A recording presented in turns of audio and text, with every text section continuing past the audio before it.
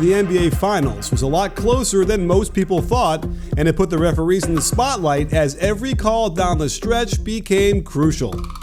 I hope I don't run out of time, cause someone call a referee. Cause I just need one more shot, have forgiveness. Is it too late now to say sorry? Yeah, I know that I let you down. Is it too late to say sorry now? There were too many calls to go over in a single video, so we picked some of the most controversial to give insight and clarification into what this referee crew was thinking. I could think of no one better to go through some of the most troubling calls than Ronnie Nunn, who was an NBA referee for 19 years, head of officials for 5 years, and director of development for 3 more. Ronnie, thank you so much for bringing your expertise to these calls. We have a lot to unpack. I don't want to waste any time because I know people out there are dying to get your take and my take and what happened on these plays that decided game one. So let's jump into it, Ronnie. What do you say? The first play you pointed out to me that I didn't even really consider was when Draymond Green fouls LeBron James on a drive and gets him in the face. Your alarm bells went off on this one. I don't know if anyone else really considered this. I think when we're watching on TV, as we're watching it, I don't think it was as notable. As a matter of fact, the commentators immediately said he got hit in the face. And also, Draymond complained about it. And then, of course, I think the official must have seen that. But when you see the raking of the hand of Draymond Green across LeBron's face, in my view, that should have been reviewed as a play that could involve flagrant one. And if we're going to do a flagrant one, we got to go look at it. I think had they gone to the replay, they would have called that a flagrant one. That was a strong raking and a poked finger, set of fingers to the face forward into LeBron James, which I thought he handled very well. I think he handles some plays and he embellishes some, but I think when there's a tight, tough play, a nasty play, he manages himself very well. Yeah, and we saw his eye was red. Like there was a broken blood vessel or something behind his eye from this play. Definitely not a natural basketball act by Draymond Green by any stretch. I might have defended him on the kicking stuff to the groin area during certain times with losing his balance. But this thing, I don't see how this is anything else but trying to get him in the face. The one thing I want to address, though, is he's angry because if you notice in the very beginning of the play, Tristan Thompson clamps him and kind of yanks him out of the way, and he's now a little bit slow to rotating to help on the drive. And then, to add insult to injury, he gets the foul call. So that's why he's mad. Not that we're condoning that at all, but at least there's an explanation in my mind of what got him all set up. He wasn't arguing, obviously, the call. I don't think he was. I think he was arguing that he should have gotten the call before that whole play even unfolded. He's got a retaliatory way about him, and in that play, there was no question that he did something, flagrantly wrong. For sure. So that was an interesting missed call that they could have reviewed and given him a flagrant. Let's move on to the fourth quarter, where LeBron is now trailing a Kevin Durant drive. And, for all intents and purposes, it looks like it's a clean strip. So what do you think the referees are looking here on and how they came up with the foul call? Well, let me just say that, there are 9 common fouls that I've put together called Nunn's 9. And this is the one that's very difficult in terms of getting called against by officials. I don't know if he's blocked on the play. Maybe he took his eyes, I've said this before, off the play too quickly. The other 2 officials didn't have it. But the bottom line is that a strip play is a tough play. And I've always said, if you play that full card Monte and you try to find out, which is the ace of spade amongst 3 cards, it's a tough thing to see. The hand is definitely quicker than the eye. You just want to be sure on strips. Players want to be sure when they attempt it because it's a risk play, and referees have to be sure that they're looking at the defense to get the play as best they can. If you watch the defender, the play slows down, and you can see hits to the arm, hits to the wrist, and clean strips. That will give you a higher percentage of a correct call. It looked like a clean strip. Right. Although I would argue that, Nance hit him enough with the body and he gets him kind of holding him on his shoulder so that, it doesn't really matter at that point. Like a foul happened and it's just a question of who deserves to get it, I suppose. Well, let's move on to the main event, I suppose we can call it, which is happening with 41 seconds to go in the fourth quarter. It is a 2-point lead for the Cavaliers. Kevin Durant goes hard to the basket on Jeff Green. And, this is a play that doesn't normally happen. We don't normally see LeBron James taking charges. But as we've seen, he's willing at certain times of crucial moments to do whatever it takes to win a game. And this is one of them where he steps over and he takes a lot of contact. But it's not even maybe the contact. At this point, I think we should unpack what happens with the refereeing first. So walk us through who has which call and then what that prompted them to do. One of the things that's very important about mechanics in the game of basketball for officiating, the number one thing is mechanics. You've got to be in the right position. You've got to know primary calls. You've got to know dual calls, dual coverage calls, and you got to know secondary coverage calls. What alerted everybody here was that our trail official was going into a motion of a blocking call. And then the lead official, who this play is his primary, is clearly seeing a charge call. And I'm going to tell you, it's not because it's Kenny Maurer, and I just said some nice things about him. It's about Kenny's got this play right. The shifting and sway, the slight sway by LeBron James doesn't take this play into a block. Our other official goes into a blocking kind of phase of a look. The review is seen as a slight sway.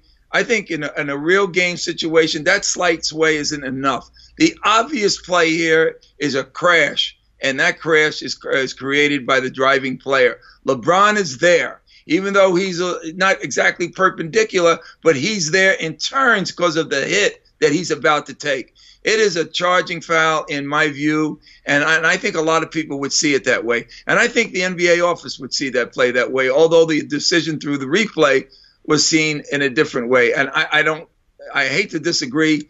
I seldom try to disagree, but I disagree. Oh, okay. Well, I disagree too, because I feel like that's a complete block because he's still moving. I know you say he gets his left foot planted, but there's all sorts of the extra stuff. And I guess if you want to say the rule says you can be your center of mass and your upper body can still be trying to get in front and moving. I see him moving up into the player a little bit on that one too. But before we even argue that again, here's the notion that I think people are confused. When they're reviewing this, the only way that triggers a review is the restricted area or not the restricted area. Is that correct? Yes, this is a restricted area play where they can go in the last 2 minutes of the game to see if the player is outside the semicircle. But I think the new interpretation with that is to add something to that to say, look, if he's out and that's good, but you see him moving, then we should attend to that as well. And that's the other part of going to the film. If something in the film initiates going to the replay and you see something else, that you can now attend to that because it only makes sense to do so. Well, they've moved that to the restricted area play, and then that's when they felt, as you believe, that there was a sway and that it should be called a block. So in all fairness, technically I understand that sway, but in the way of actually seeing the play, many plays like this, wherever they are in the court, this would be seen as clearly a charge play because the sway to me and the movement from right to left is minimal. Okay, but now, fair enough. Now, the whole notion of being able to trigger the review, I think, is what's gotten a lot of the Cavs fans really upset until Game 2, when it will benefit them when they review a call on Durant trying to take a charge, I'm sure. But it is within their guideline, as far as you're telling us on the rules, that whether or not, because I think the argument was it was clear cut he was not in the restricted area when that happened, and so they never should have reviewed it, but the rule does allow you for interpretation to say, okay, we got to review this either way. Is that correct? You got to review it if you're not sure about it being in the restricted area. And what made it unsure is one referee had a block, the other referee in the lead had a charge, so they were going to first discuss, do you have him in the restricted area or out? Oh, I have him out. Okay, what do you have? I have him moving. Oh, geez, I don't have him moving. So now they're going to find out by going to confirm these two items. And then they lended themselves to believe that the sway was enough for moving laterally. Sure. And that's why the call was changed. But I wish it wouldn't have been, because I think Kenny had it nailed. He had it nailed that he was above the restricted area, and I'm sure he didn't feel he had to go anywhere. It was our other official who ended up creating more doubt. And to be frank, he doesn't belong making that call. And that's where mechanics come in, and that's what kind of offset the whole situation. Sure. Well, let's go to the George Hill strip of KD, which happens early in overtime, which kind of set the tone for the refereeing, I suppose, in that moment where, Kevin Durant is isolating, going to his left on George Hill. He pulls up, and they call it a foul on what appeared to be a pretty clean strip. So what is your take on this? You think that Kenny Mauer got the right call? I think he got the right call because I don't see one's hand hit one's the opponent's arm or wrist or anything like that. Even the hand, I think he gets the ball pretty good from a man that has big hands, and it seemed like a clean strip to me. Now, as I mentioned before, strips are a son of a gun, and it's a tough play. But if you notice, I think they were agreeable because the strips were happening at both ends down the stretch there. There was a couple of 3 strips right in there, and they were called fouls. And you got to be careful on strips. They got to really be clean for players, and for referees, you got to really be sure what you're calling when you call a strip. Now, the strip in my mind is completely clean with his right hand, but I think the left hand is where he's got the hand in the cookie jar a little bit, trying to do a little bit of hand check. I would not be surprised if Kenny Mauer had actually said later that I wasn't calling it on the right hand strip. I was calling it on the left hand into his body, into his chest, causing him, to lose his balance perhaps a little bit. Those are the sneaky ones that the veterans know how to do and get away with, and I think that might be what he was seeing. Well, let's unpack the last sequence here because a lot of things are going on, and let's see if we can't get through it quickly. We basically have the clock is winding down, the game is over. There is this unwritten rule where you're not supposed to shoot it at the end of the game, but clearly if the shot clock is going, then you don't just take the violation. I don't think anybody would argue with that. And it wasn't a layup. The guy just shot a little, a 15-footer. So Tristan Thompson, first things first, gets his elbow up into the sort of the face area or the armpit area of Sean Livingston. Tony Brothers sees that right away, or almost right away, and then just basically throws him out. Now, I get what he's trying to do, right? He's like worried that, they're just trying to get somebody to provoke something perhaps for the next game, right? And that we've seen that before. We saw LeBron do that with Draymond a couple of years ago, and that really helped them. But what do you think about that play? Should he have been thrown out then? Do you agree with what Tristan Thompson did? And do you agree with what Tony Brothers ultimately did to throw him out right then? Well, Tony Brothers is working on a philosophy that is fair, because all of us have grown up to say, don't let a player just collapse the game in front of you with 2.6 seconds on the clock or 20 seconds when the game is virtually over. Make sure that combatant type people that look like they're angry, they're retaliatory concerning what's occurred, you can get rid of them on one play. If you see a play that looks flagrant oriented or something that's beyond, or a very hard foul or something that shows anger, or disappointment in their performance, whatever that is. But the bottom line is you got to have the play right. And I think he assumes that there is a forward thrust of an elbow or forearm to the shooter. Okay, so when upon review, it doesn't show that. But immediately Tony Brothers throws him, and I don't know if they went to I'm sure they were supposed to go to the table for replay when you have an altercation. Now you know the sequences of things that happen after that. And to me, I think if you're not sure again, you go and ask a partner. Did I see a thrown forward elbow or forearm? I didn't see that on the play. There's a referee on the same side of the floor there with Brothers, and he elects to be impulsive in this action, similarly to the impulsiveness on the block charge play. Yeah. You got at this point in the series, in terms of the level of competency, you got to be cool, calm, and collected, and that means you got to be sure. Right.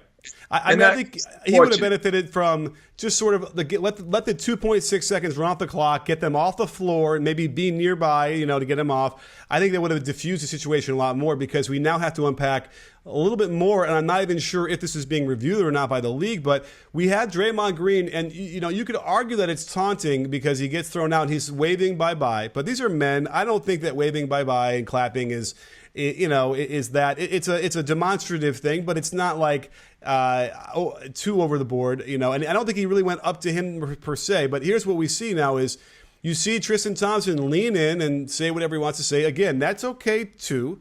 But then Tristan Thompson pushes the ball into his face, but you know what? He makes contact with the palm of his hand into Draymond's face. That could be construed as a punch, wouldn't you think? Well, I don't think it's a punch. I think it's a push to the face more than a punch. It's an open hand. It's not a slap. It's a provocative thing. We have two taunts here. One is a non-physical taunt, and the other is a physical taunt. And and when you have it, I mean, it would have been best just to get rid of both of them, and the game was over. Just get them out of the way, shoot the shots, and go home for the free throw, for the shot on the jump shot. But again, it becomes a debacle because the management of this situation was not done as well, and the refs really got themselves into a debacle that they really didn't need, all because of impulsive response. I agree. Again, we talked about this all the time, how the butterfly effect. One thing leads to something else, and that the whole game can get affected by that. And so it's unfortunate to see Kevin Love got out of being in trouble by being on the court at that point, because I suppose it just, in the spirit of the rule, they felt like he wasn't involved in the altercation, even though he was on the court complaining about the call, which I don't know why that's okay, but that would probably be the worst, a technical foul. But again, kind of a disturbing ending to the game of what is promising to be probably a really good series, maybe a better series than we thought, but hopefully we get a better calls and a better management in game two. Yeah, I think that's the answer to that. And the bottom line is, hey, one thing is for sure. The team that lost the game on their own. I mean, Hill doesn't make 2 free throws. And believe me, some of those things save referees. Hill doesn't make the 2 free throws. J.R. Smith doesn't have the recognition to get free to pass or to get free from the location he was to shoot, and possibly, give themselves a chance to win this game. By the way, he gets the rebound. So, or Hill should have made the free throw to win it, 108, 107. So, the bottom line is the players really have to deal with their own actions. They lost the game. It saves the referee from some of these situations. And yes, we're going to hear the news about how they're going to handle all this from the NBA office with the information from everybody.